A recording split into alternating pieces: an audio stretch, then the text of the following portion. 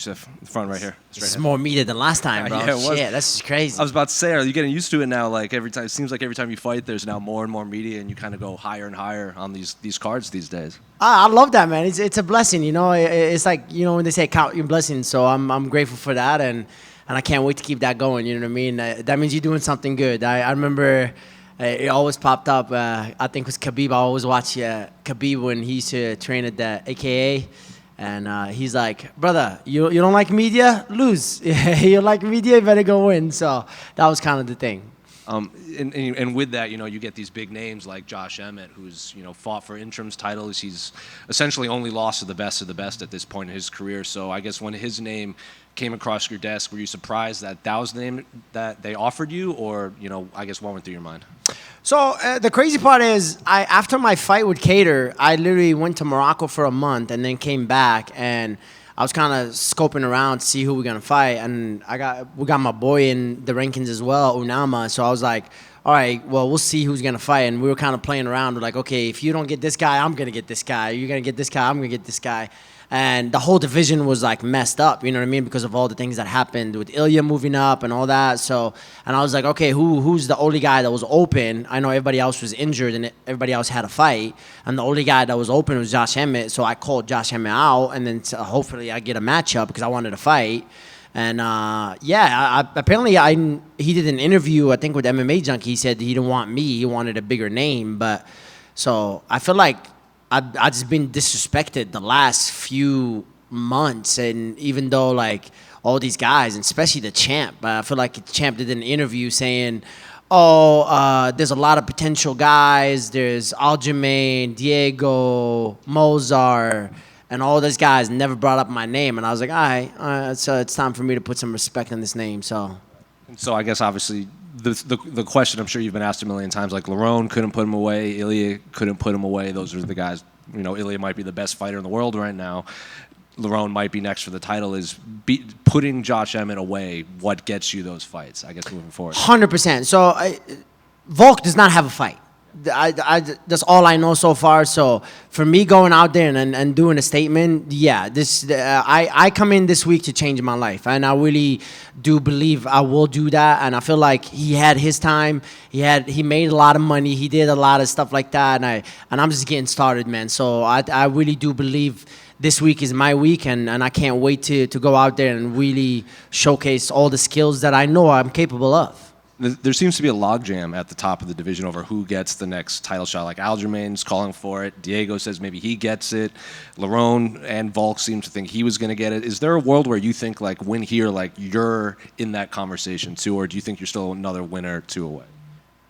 Finishing Josh Emmett will 100% get me either the title shot or get me into the conversation of a title shot. No questions asked. So to go finish that guy, the last time that guy got finished was the guy fought for the belt. He fought for the interim belt. So for me to go out there and do that, and obviously, like you said, the pound for pound #1 guy couldn't do it. So for me, even though that was an easy matchup for Ilya Topuria, I think, but I mean, Josh Emmett, bro, he's well known. Like, he's more known than me. So it's like, I still don't think anybody knows my name yet. You know what I mean? So I really take this week to get that respect, and that's what I'm here for.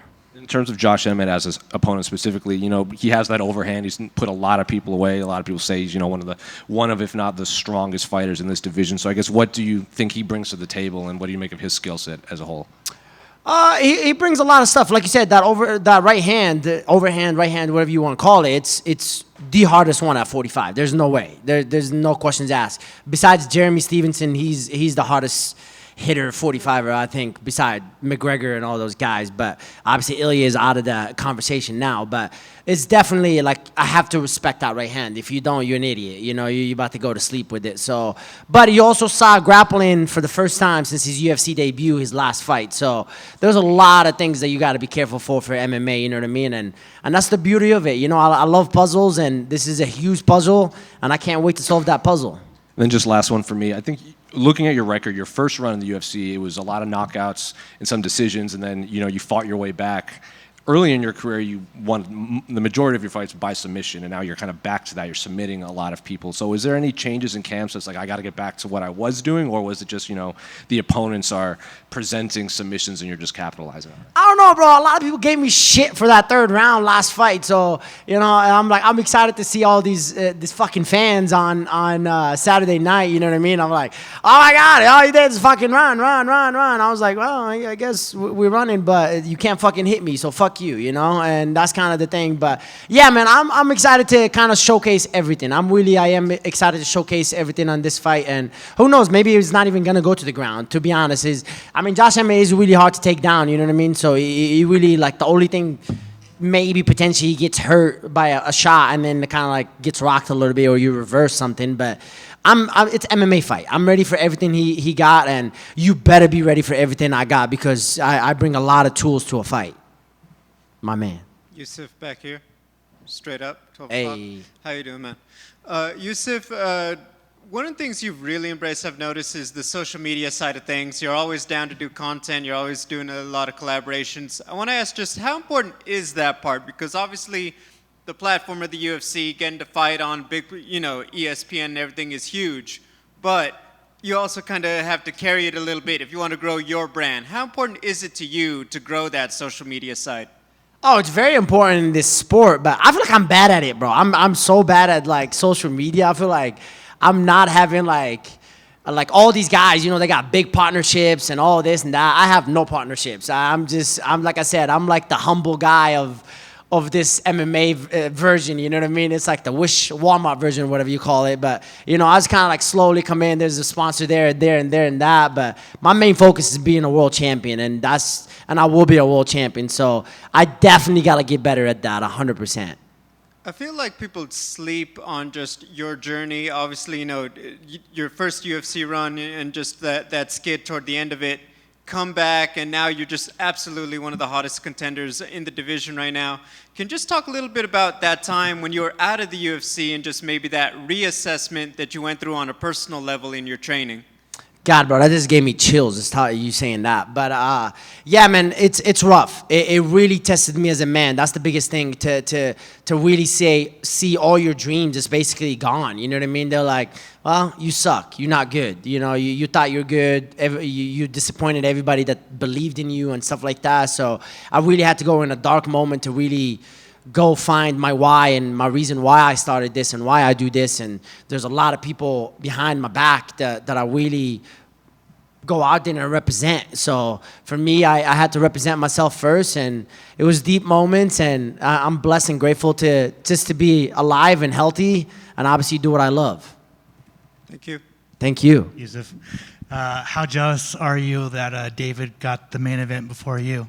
Hey, I was excited, my boy. I was like, damn, but we live in the opposite ways now. I was like, you got what I wanted and all that stuff. But I'm excited for him, man. He's like I said, man, we both come in, we both growing, and we'll make sure we both ready. You know what I mean? It's the biggest opportunity of his career, and I get to like be there and experience that with him. So I'm grateful for that, and I can't wait for him on November 1st, and I'll be there supporting him and be there helping him as well. Along those same lines, like, just how excited are you that, like, both of you guys are in the rankings at the same time or on the kind of the same spot, and you guys are kind of going up together? Oh, bro, we always joke around. I was like, okay, you're going to get this, I'm going to get this guy. You're going to get this guy, I'm going to get this guy. If he said no to you, he's going to say yes to you or something. So it's kind of like always playing around that way, because I know we both wanted to kind of fight, climb up, and we kind of like Josh Emmett was in the conversation, and I got it, and obviously he got Steve Garcia. But I think that's a bigger fight. I think that's a way more exciting fight, to be honest. So I can't wait to go watch that and be one of those fans like, oh yeah, So I can't wait. Awesome. Thanks, bro. Damn, bro, I knew you got to rub in that main event, huh? I see what it is, bro. Yeah, I'm on your ass next time, bro. Youssef over here. What's up, my man? I know sometimes you go a couple years without seeing your mom in Morocco. How much motivation does it give you to, if you win, get that 50 G's, you can go visit her again? You know what the crazy part is? My mom will be at the arena for the first time in her life, watch me fight live. So, yes, and when I win and when I get 50 G's, we'll go celebrate and take care of my mom and really have some fun and go get fat somewhere. So yeah, that's for sure.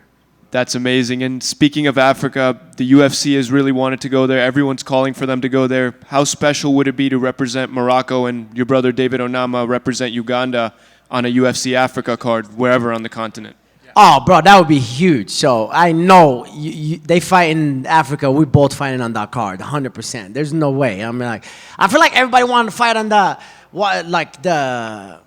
White House card and all that. I was like, I'll just be a spectator, bro. I'm fine with that. I'll just go watch that. You know, I love America to death, but for me, I was like, yeah, Africa card, yeah, I'll be the first one to be out there. So yeah. Best of skill. Thank you, my man.